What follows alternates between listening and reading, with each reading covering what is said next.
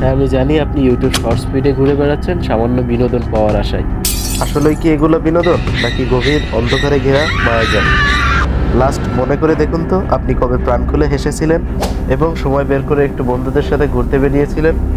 আসলে আমরা সবাই ডোপামিনের নেশায় আসক্ত হয়ে গিয়েছি। ডোপামিন কি তা জানতে এই আর্টিকেলটি পড়তে পারেন। আসলে সোশ্যাল মিডিয়াগুলো এই অ্যালগোরিদমে বানানো হয়। আপনি ঘন্টার পর ঘন্টা স্ক্রল করে যাবেন কিন্তু টেরই পাবেন না।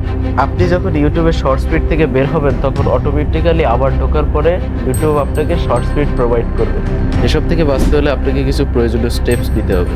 1 নাম্বার, আপনাকে আপনার গোল সেট করতে হবে। অনেকগুলো গোলের দরকার নেই, একটি গোল অর্জন করতে প্রচুর পরিমাণে হার্ডওয়ার্ক করতে হবে। প্ল্যান মাফিক কাজ করতে হবে এবং নিজেকে প্রচুর পরিমাণে সময় দিতে হবে। নিজের মেন্টালিটিকে সবসময় পজিটিভ রাখতে হবে। Most brutal and vicious and most ruthless champion that ever